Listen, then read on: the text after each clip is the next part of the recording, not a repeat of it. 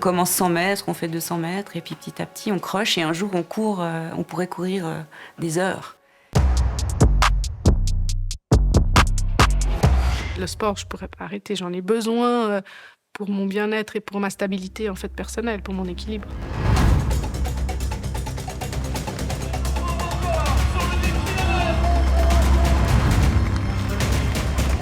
Le passage de cette ligne d'arrivée, donc on ressent des émotions, c'est difficile à exprimer, à mettre un mot dessus, mais c'est quelque chose de très fort que moi j'avais jamais ressenti avant. Moi, j'aime bien qu'après une course, que je me sente vraiment comme si j'avais tout donné et qu'à la fin, si je suis par terre, c'est une bonne chose à mon avis. Dépassement de soi, quête de performance, besoin de valorisation. La pratique intensive du sport monte en puissance et s'impose dans la vie de femmes et d'hommes qui pourtant ne sont pas des professionnels. Peut-être dans 2 ans, me lancer un petit défi sur 200 km ou voilà. Bouger, c'est bon pour la santé. Mais pourquoi tester les limites du corps? Pour quel bienfait? Est-ce vraiment un choix ou une nécessité? On va dire que je suis quand même un peu accro à cette activité. Si ça fait plus de 24 heures que j'ai pas couru, c'est bizarre comme sentiment. Je sens que quelque chose n'est pas normal. Addict ou pas, les amis me diraient « Mais bien sûr que t'es addict, t'es complètement folle de faire des choses comme ça. »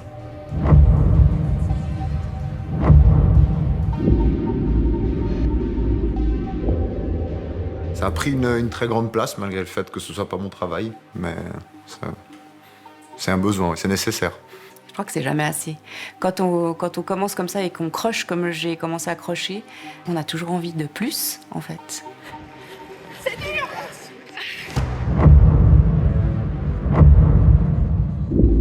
Il y a un petit peu une surenchère d'un point de vue, je dirais, de l'offre.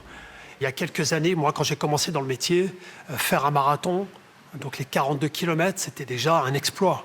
Aujourd'hui, le marathon, c'est considéré comme, je dirais, l'épreuve presque basique.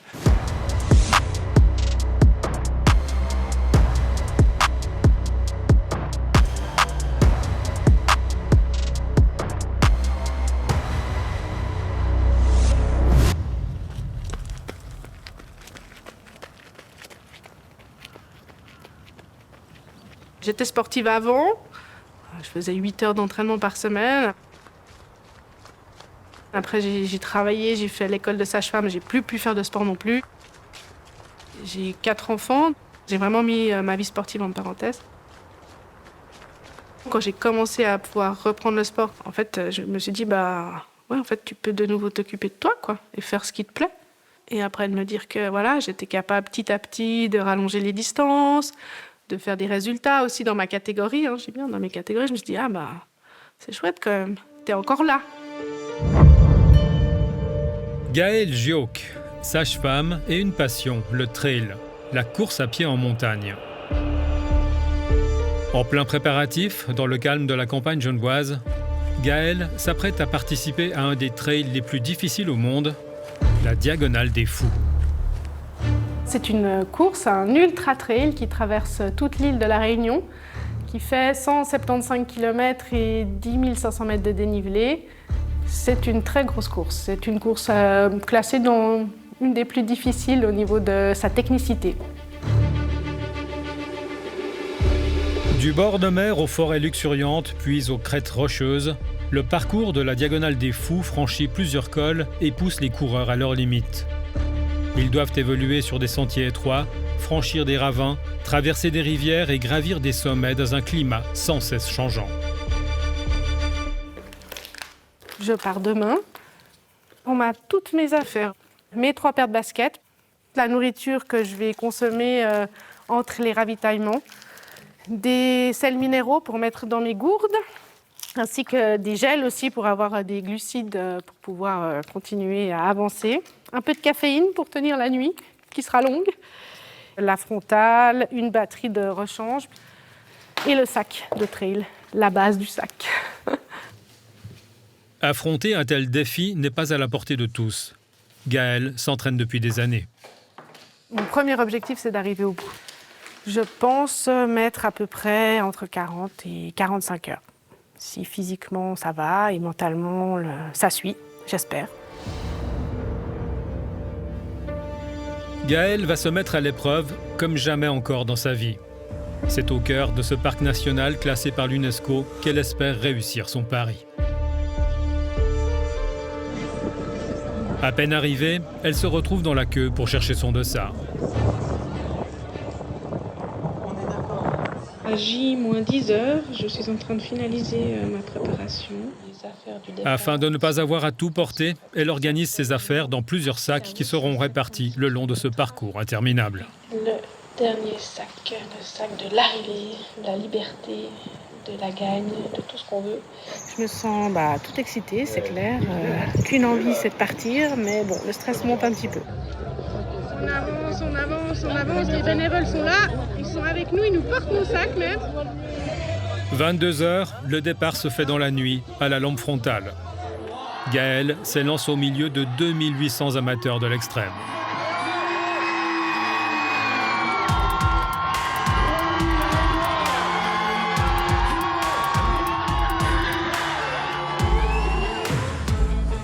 Trail, ultra trail, triathlon, Ironman.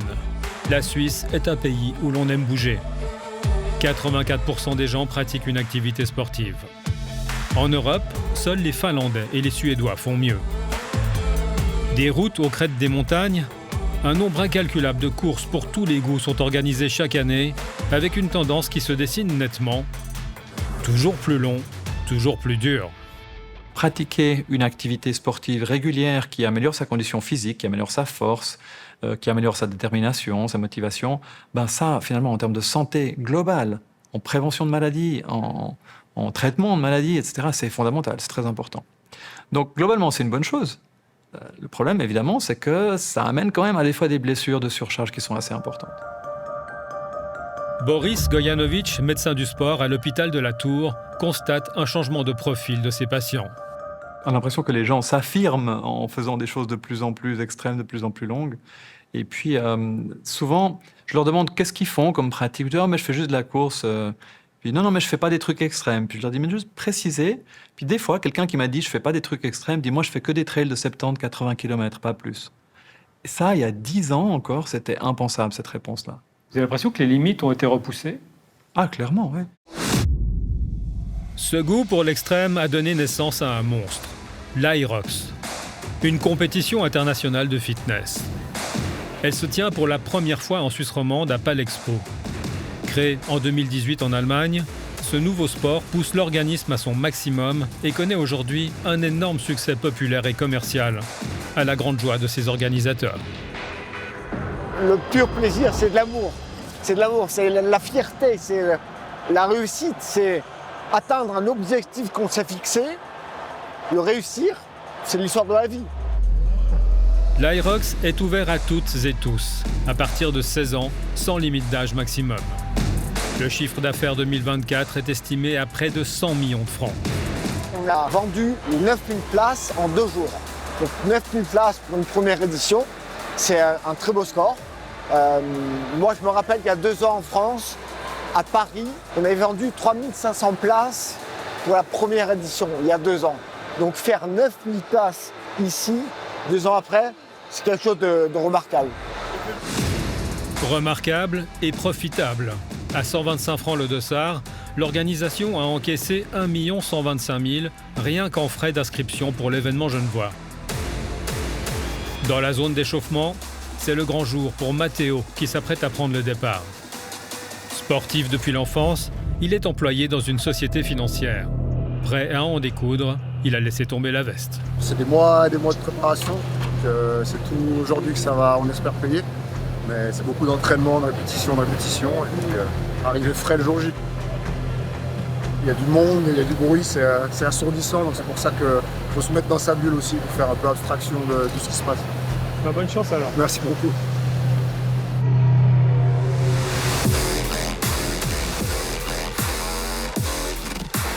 L'Irox, c'est de la course combinée avec des exercices de fitness très intenses. Les concurrents doivent passer par 8 stations entrecoupées à chaque fois par 1 km de course. La combinaison séduit les athlètes de tout niveau. Venus en masse, Le public aussi paye ce spectacle de muscles et de sueur. 15 francs pour soutenir leur championne et leur champion. Allez Matt, allez.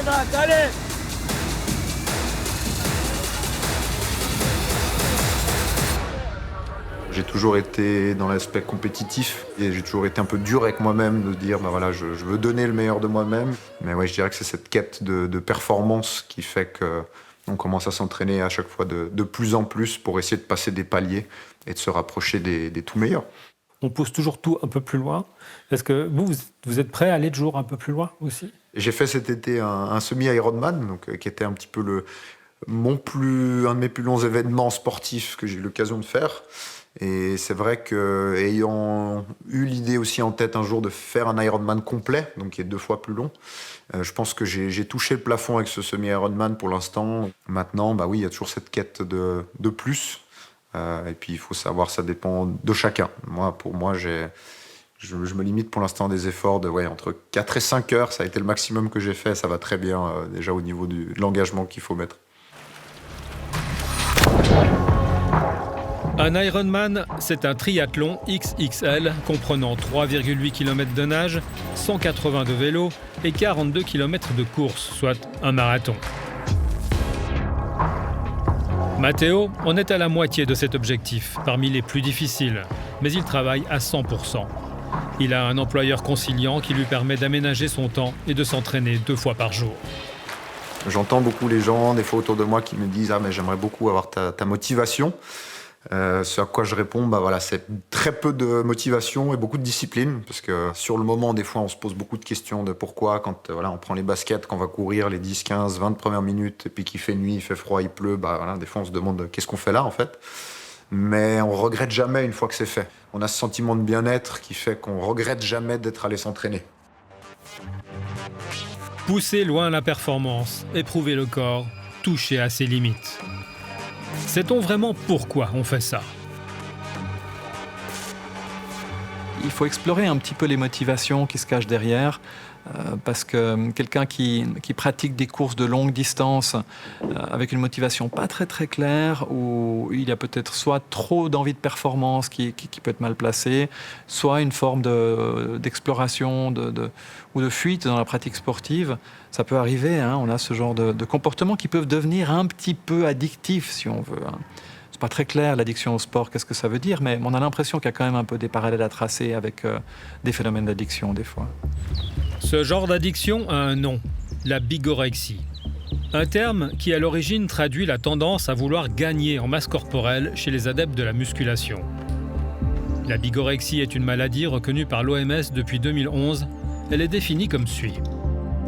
Addiction caractérisée par un besoin irrépressible de pratiquer intensivement une activité sportive, malgré le risque de blessure ou d'épuisement, et parfois même aux dépens de sa vie professionnelle et familiale. 10 à 15% des personnes pratiquant le sport au quotidien seraient touchées par cette addiction.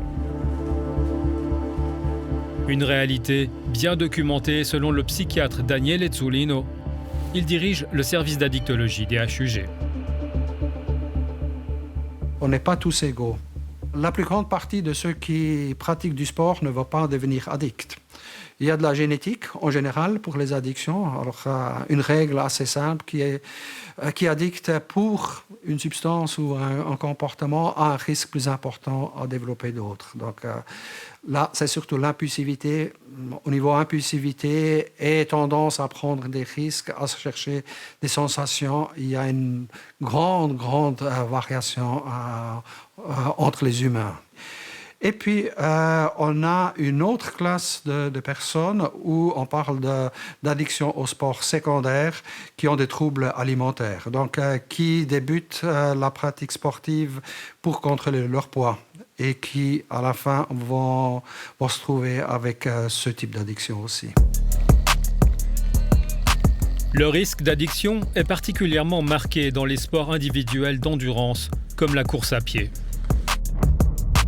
Jasper McDowell est un coureur en train de s'imposer. À 27 ans, il vient de gagner le marathon de Lausanne.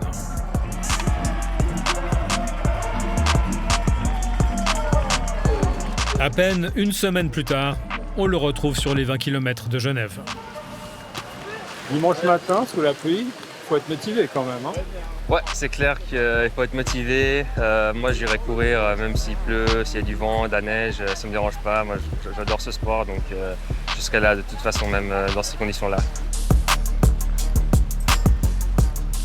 Qu'est-ce qui vous fait courir?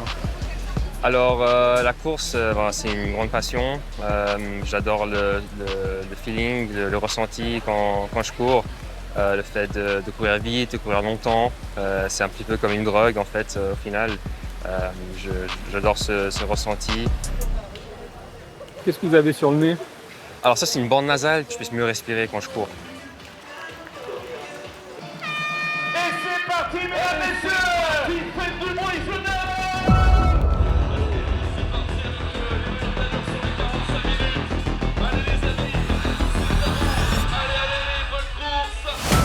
Jasper n'est pas un professionnel, mais il court vite, très vite. Coach et prof de sport privé, son rêve est de représenter la Suisse un jour aux Jeux Olympiques. Pour y arriver, il mène une vie quasi ascétique d'athlète aux côtés de sa jeune femme, Esti.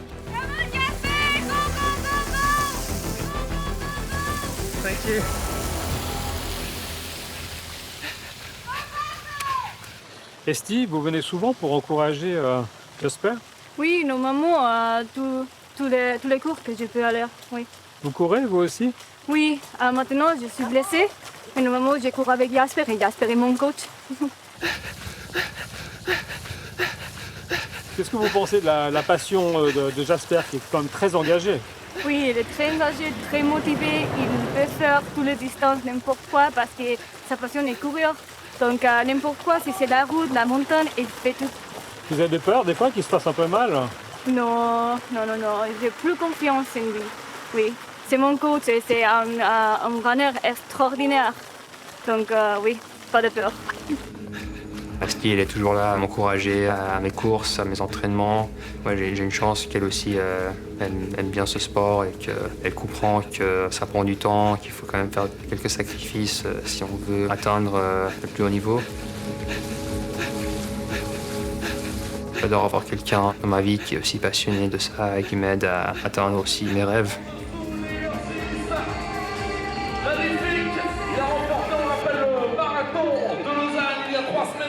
Encore en train de récupérer du marathon de Lausanne, couru une semaine plus tôt, Jasper arrive 5e de sa catégorie. C'était dur. J'avais plus de jambes. Après la montée, ça m'a tué. Allez jusqu'au bout. Merci. Quelle est la sensation quand on passe la ligne d'arrivée? On a quand même ce sentiment d'accomplissement et de soulagement aussi, parce qu'en fait, on est quand même un peu dans la souffrance pendant la course. C'est quel genre de souffrance? C'est un peu comme si on n'arrivait pas à respirer et comme si on est en train de se faire courir après par un lion, par exemple. On a un peu ce sentiment cet instinct naturel de fuite. Et après, quand on arrive à la ligne, c'est comme si on ne s'était pas fait rattraper et qu'on est en vie, quoi. C'est ça va comme ça que je vois la chose.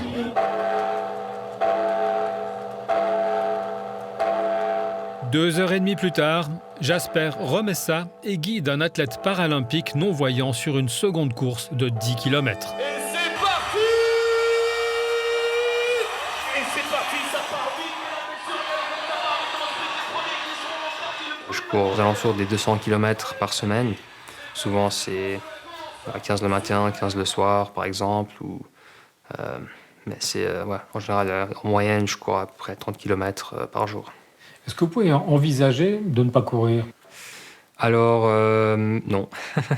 Pour être honnête, là,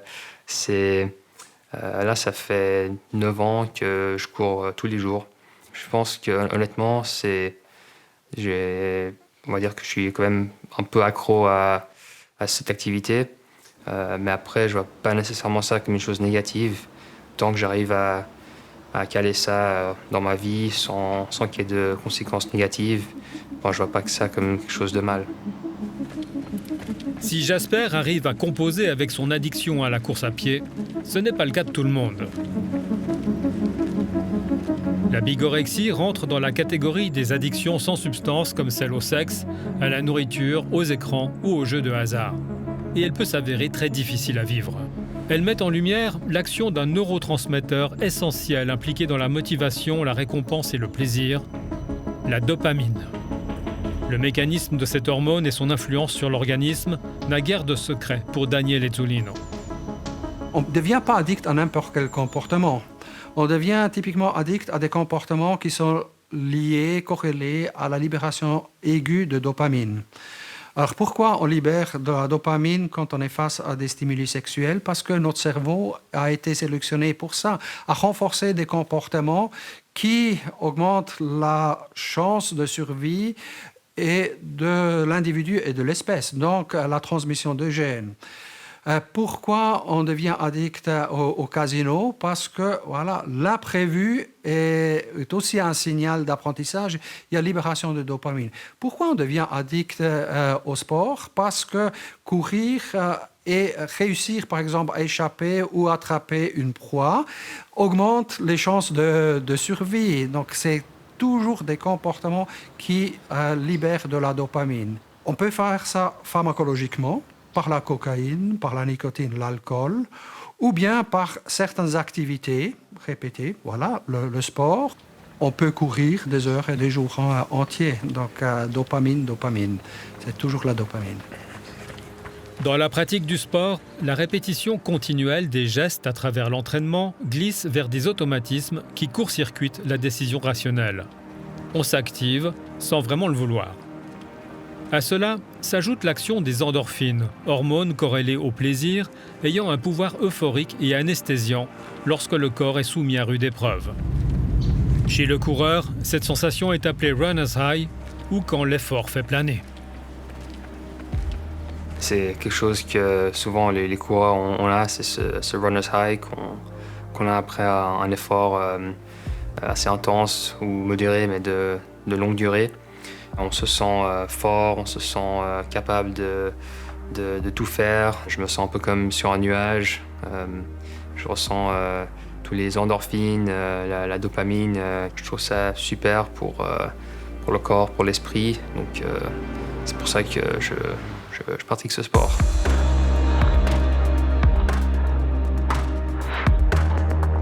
Cette recherche de sensations intenses est aussi ce qui a lancé Gaëlle sur la Diagonale des Fous. Combative et résistante, voilà près de 45 heures qu'elle court entre montagnes et vallées. Je suis en train de monter la route du Colorado pour après faire une descente de 4 km. C'est bon, c'est bon!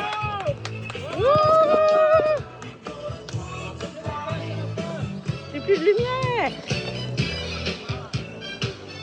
Je suis hyper émue, aussi épuisée. Je commence à avoir des petits animaux sur les cailloux ou des gens dans les arbres alors qu'ils sont pas là. Donc voilà, je crois qu'après, il va falloir que j'aille me coucher. On y va.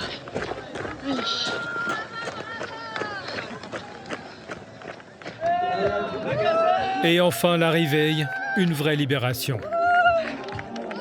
Gaëlle aura finalement bouclé son périple en un peu moins de 49 heures.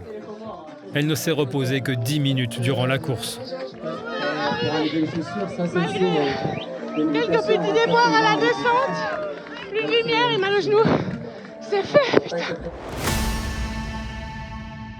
Quand j'ai passé la ligne d'arrivée, j'étais pleine d'émotions. J'ai appelé mes enfants, j'ai dû raccrocher parce que je pleurais tellement qu'en fait, ils ne comprenaient rien.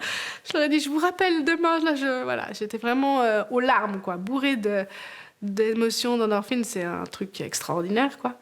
Rêve accompli ? Oui, rêve accompli. Mission accomplie. À 10 000 km de son exploit, de retour chez elle, Gaëlle retrouve ses enfants. Ouais, viens comme ça, tu me mets dedans parce que j'en ai une. C'est un peu chaud. Bonjour Mimi. Bonjour. Ça va? Oui. Ça a été ta matinée? Oui. J'ai reçu ma note de français. Ah. Et? Oh, bravo. Je suis arrivée le samedi soir. Le dimanche, ça a été pas trop mal. Mais le lundi, ça a été une journée très, très difficile. C'était vraiment J'avais l'impression qu'il y avait un rouleau compresseur qui m'était passé sur tout le corps, quoi. Pas vraiment des courbatures, mais une fatigue énorme. Les cloques très très tendues qui tiraient. Donc ça a été une dure journée, quoi. Qu'est-ce que tu penses de l'activité sportive de ta maman? On la prend tous pour une folle à faire 49 heures de course et 180 kg de course. Après, moi, quand je parle à mes potes aussi, c'est tous la même réaction. Bah, je trouve qu'elle est un peu folle, quand même. Parce que c'est... Comment dire? Pas tout le monde fait ça. Et c'est très sportif aussi. Elle prend pas beaucoup soin d'elle aussi. Elle avait un objectif au départ, elle a réussi. Elle est contente, on est tous fiers d'elle. Bon, ils ont un peu raison quand même, hein, parce qu'il n'y a pas que les enfants qui pensent ça. Hein, autour de moi aussi, on m'a dit, mais tu vas faire ça, c'est un peu de la folie, quoi. Bah, ouais, la diagonale des fous, c'est de la folie, ça c'est sûr. Mais ça me dérange pas, parce qu'ils le prennent aussi de manière, on va dire, plutôt rigolote, quoi. Je veux dire, voilà, c'est pas... Je prends soin de moi quand même un peu, je dois dire, même si elle s'en rend peut-être pas trop compte. Mais oui, je sais qu'ils me prennent un peu pour une folle, et ça me dérange pas. C'est une folle sympathique. C'était au Bois des Frères encore. C'était sur le... Quand on fait un choix comme ça, assez radical, de faire beaucoup de sport, est-ce que la vie de couple s'en ressent aussi? Alors, mon ex-mari vous dirait oui, je pense, même s'il faisait aussi pas mal de sport. Voilà, oui, c'est un choix, mais c'était un choix pour que j'aille mieux, donc j'ai pris ce choix-là pour moi, en fait. Je me suis dit, pour aller mieux, pour pouvoir m'occuper de mes enfants et pour être bien moi-même, je fais ce choix de me mettre dans le sport et aussi peut-être un peu pour éviter tous les soucis, puis supprimer un peu tous les soucis du quotidien qu'on avait dans la vie de couple que j'avais avant. Ouais, je pense que j'avais besoin de ça.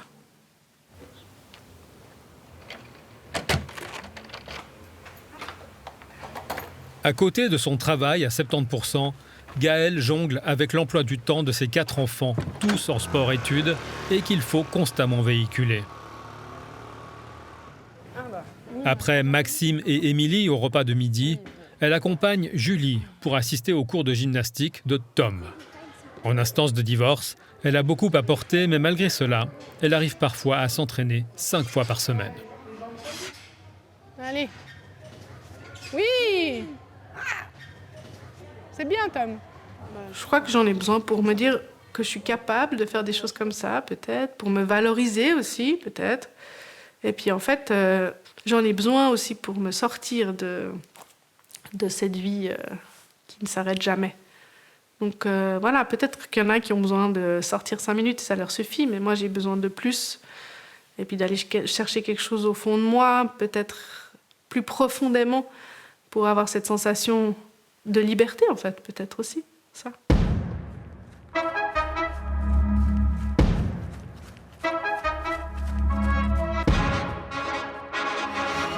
Besoin de liberté, de se dépasser, de se comparer aussi.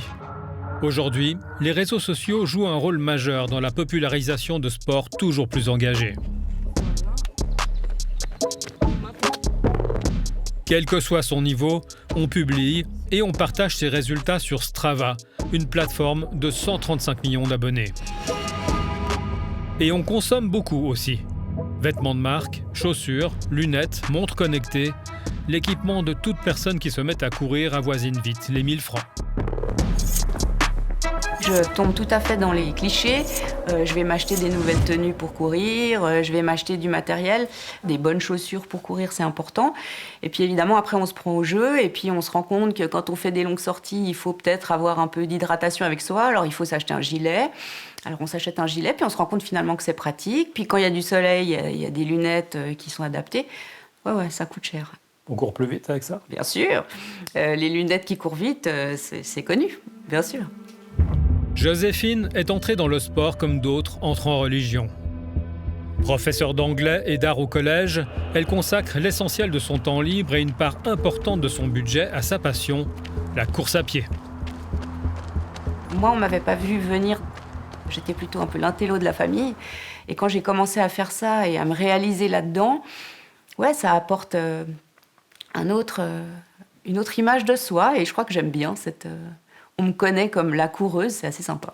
On a banalisé courir 10 km. Aujourd'hui, sur les réseaux, c'est la norme de courir des marathons ou des Ironman. 3% of people. ¿Te están persiguiendo? Identifiée par les réseaux comme une consommatrice de contenu sportif, elle est submergée par les vidéos de course à pied. On tombe dedans petit à petit parce qu'on rencontre des gens qui courent, alors tiens, on regarde. Et puis on commence à suivre certaines personnes sur les réseaux. Puis finalement, moi, mon fil d'actualité, c'est des gens qui courent, des courses dans le monde entier. Et puis ça motive aussi. Après, je pense que par moments, je peux un petit peu fatiguer les gens parce que je parle beaucoup de ça, je publie beaucoup de ça, je fais mes vacances autour de ça. Donc voilà, mais ça fait partie de ma vie et en fait, ça me rend heureuse. Donc c'est que du positif. À 48 ans, Joséphine ne vise pas les podiums. Mais courir, c'est rencontrer des gens, partager une passion avec des amis et même découvrir un peu le monde. En octobre, la voilà à Rome, prête à se lancer pour son 6e semi-marathon. À quelques minutes du départ, le cœur s'accélère. Il est 8h02, on est en train de se diriger vers la ligne de départ. Je me sens très contente, très excitée, très fatiguée parce que les nuits avant la course, c'est jamais hyper reposant. Et puis tout d'un coup, quand on va partir, ça va aller tout seul.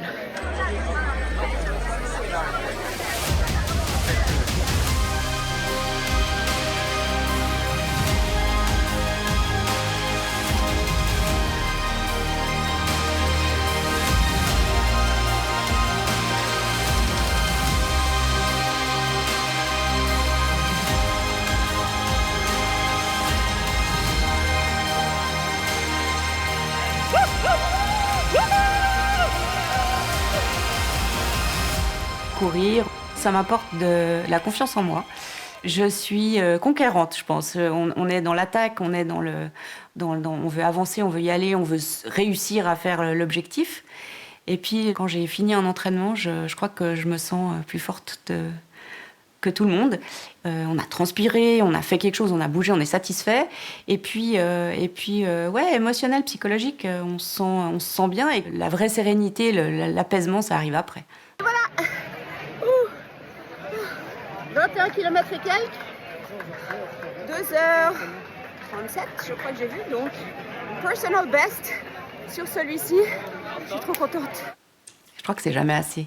Quand on commence comme ça et qu'on croche comme j'ai commencé à crocher, on a toujours envie de plus, en fait. Car Joséphine ne compte pas s'arrêter là. J'ai un rêve. Là, j'ai fait plusieurs semi-marathons. J'ai découvert que j'étais capable de faire cette distance. Donc maintenant, je vais essayer l'étape du dessus et j'aimerais faire un marathon. Ouais. Quel marathon ? Évidemment, le marathon de New York, c'est un peu le symbole, c'est un peu le Graal de la course. C'est pas le marathon le plus facile, apparemment, mais je crois que symboliquement, c'est le plus important, c'est celui qu'il faut faire. Donc si je dois en faire un, j'aimerais bien faire celui-là, ouais. Mais ce rêve a un prix. Pour participer au prochain marathon de New York, Joséphine a dû passer par une agence qui lui a proposé dossard, voyage et hôtel pour environ 4 000 francs. Ce marché de la performance est un véritable triomphe pour l'industrie du sport extrême. Organisées aux 4 coins de la planète, les courses sont prises d'assaut, les dossards partent en quelques heures et il faut parfois espérer être tiré au sort pour participer. Sur les réseaux sociaux, des influenceurs sportifs comme Colin Motas se démènent pour avoir leur part du gâteau. Ce Fribourgeois s'est bâti une célébrité en participant à l'émission d'aventure Koh-Lanta. Morin Fribourg, 17,17 km, 91e édition, on est parti. 12e. Les gens aiment bien voir d'autres gens se surpasser et justement pour mes, on va dire, contenus assez immersifs, les gens ils peuvent voir un peu ce que c'est de participer à ce genre d'événement et puis c'est clair que ça crée de l'engagement. Par engagement, comprenez des gens qui regardent, partagent et commentent ces contenus.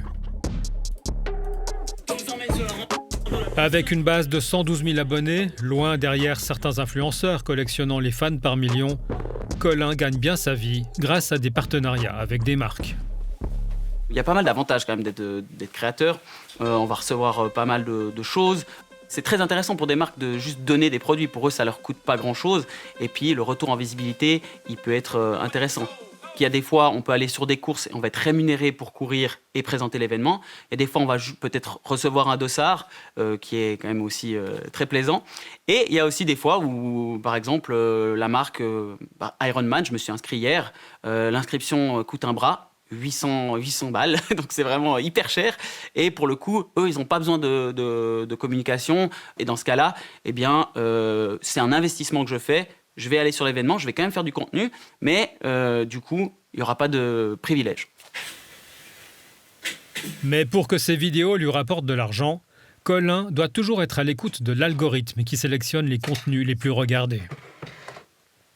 C'est clair qu'on ne peut pas ignorer les statistiques. En fait, c'est fou parce que l'algorithme va toucher un peu l'instinct basique de l'humain. C'est quand on se fait mal. Oh putain, je me sens trop bizarre. J'ai fait une vidéo où je me fais piquer par un frelon et je fais une réaction allergique. La douleur, les gens aiment ça et en fait c'est un truc de fou. Comme je suis un influenceur, je filme tout. Quand j'ai des problèmes, je me suis fait voler tout mon matériel en road trip. La vidéo a hyper bien marché. Putain, non mais c'est incroyable. Je vais péter un câble. Et il y a aussi, bien sûr, le dépassement de soi, de voir des trucs toujours de plus en plus extrêmes. Les réseaux sociaux font qu'on veut toujours montrer plus et puis de montrer le meilleur de nous-mêmes. Ce qui fait qu'il y a des gens qui vont se lancer dans le marathon sans bonne prépa, ils vont du coup peut-être se blesser et ça c'est une connerie. Vous avez l'impression de participer à ça aussi? Je participe à ça mais différemment. Je trouve ça bien de pousser les gens, ou en tout cas je trouve ça bien que les gens se mettent au sport, que les gens sortent et se fixent des objectifs. Et pour se fixer des objectifs, Matteo n'a pas trop de problèmes. On le retrouve en pleine action à l'Irox Genève, concentré d'efforts, le corps à son maximum, aucun répit.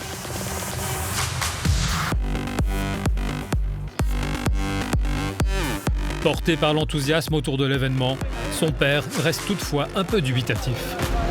J'ai toujours suivi mon fiston dans le sport, mais aller à l'intérieur avec toutes ces machines, c'est pas mon truc. Je suis un homme de l'extérieur, mais pour lui, je suis venu leur correct. En bon père, vous vous faites un peu parfois du souci quand vous le voyez engagé de la sorte?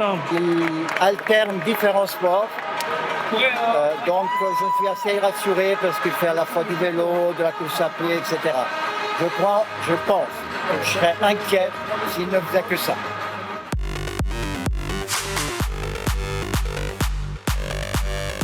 Matteo arrive à la 6e place de sa catégorie. Il y a toujours des hauts et des bas dans une course, et c'est quand on arrive qu'on s'en souvient de tout le travail qu'on a fait et pourquoi, justement. Donc c'est vraiment la consécration qui fait plaisir. Et là, maintenant, c'est quoi le programme? Un peu de repos? Un peu de repos. Alors on enchaîne demain avec le relais quand même, en équipe. Un peu plus court, mais intense aussi. Cet après-midi, repos. Ce soir, repos. Demain matin, repos. Et puis après, on part à l'entraînement dès la semaine prochaine.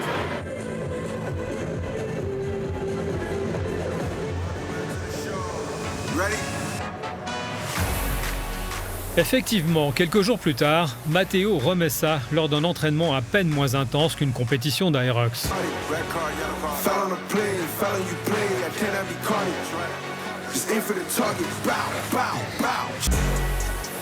Et surprise, son papa est là aussi. Essaye de redresser plus. Tu viens redresser et tu descends. Tu viens redresser et tu descends. Matt, on a chargé un peu. Encore. Prochain. Allez, ça passe. Beaucoup mieux, Maria. C'est bon pour le corps de pousser à ce point l'effort? Alors, je pense qu'on a toujours des limites. Après, je pense que c'est les années qui vont parler un petit peu.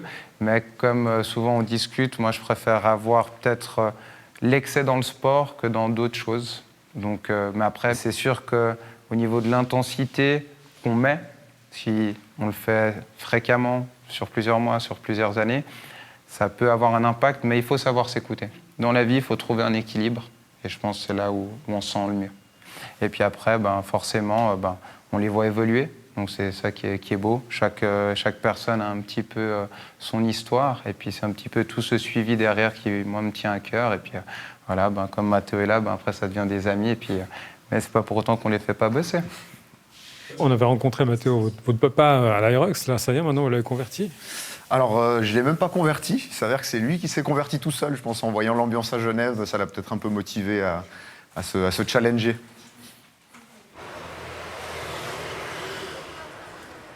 Après son exploit de la Réunion, Gaëlle reprend le cours normal de sa vie. À 2 pas de son lieu de travail, elle retrouve sa salle d'entraînement. Ses articulations grassent encore. Ça a été vraiment une course incroyable. Oui. C'est que nous, on était tous derrière nos téléphones, avec l'angoisse, tu sais, des fameux checkpoints. Mais elle n'est pas arrivée, mais pourquoi elle n'est pas arrivée? Et c'est vrai que ce qui est fou, c'est qu'en tant que coach, on arrive bon, on savait bien que tu n'allais pas la gagner, on n'y allait pas pour ça. Mais il y a cette espèce d'envie profonde, presque autant que toi, que tu ailles au bout, quoi. Ouais.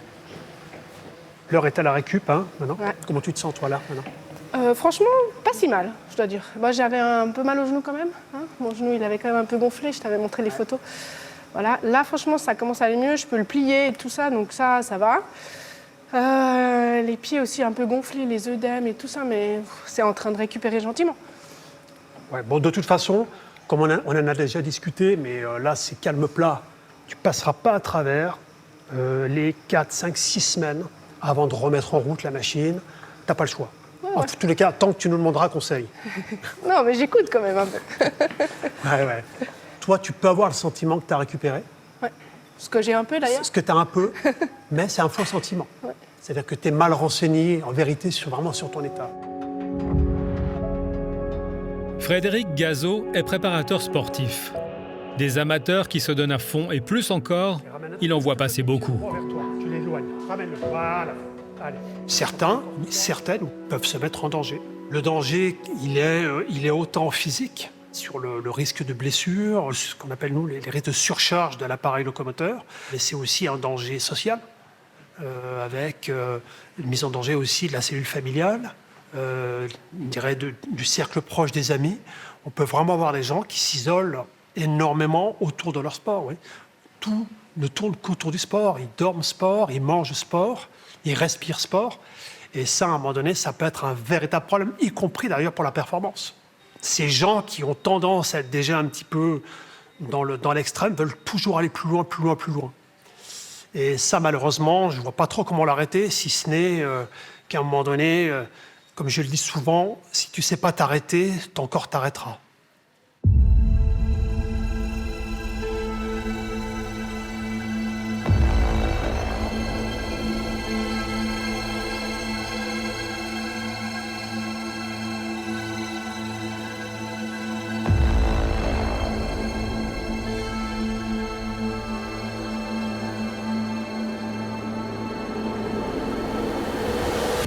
Vous vivez avec votre fils, vous n'avez pas de compagnon. Vous avez cette pratique. Est-ce qu'il y aurait de la place pour quelqu'un d'autre dans votre vie ? Oui, il y aura certainement de la place pour quelqu'un d'autre dans ma vie, mais je pense qu'il faudra que cette personne soit intéressée à la course à pied. Ouais. Et je pense qu'aujourd'hui, comme je me fixe des objectifs, ça fait partie de mon quotidien, j'aurais du mal à imaginer partager ma vie avec quelqu'un qui n'a pas le même type de fonctionnement, je pense. C'est une organisation au quotidien qui est très impliquante et puis très importante, parce que sinon c'est vrai qu'on peut vite se retrouver un peu seul et puis faire que ça de sa vie. Si tout à coup une femme entrait dans votre vie, pas du tout sportive, et vous dit écoute, tu choisis. Hein. Alors, est-ce qu'une femme pas du tout sportive pourrait rentrer dans ma vie ? Ça, c'est déjà le premier débat. Je pense qu'aujourd'hui c'est compliqué de par justement le train de vie que j'ai, déjà de rencontrer des gens qui font pas de sport. Parce que c'est vrai que je suis plus dans des endroits qui sont propices à faire du sport que dans des soirées ou des boîtes de nuit, par exemple. Après, on ne sait jamais, hein, ça peut toujours nous tomber dessus. Maintenant, pas du tout m'entraîner, je pense pas que je pourrais. Mais alors, pourquoi tant d'engagement ?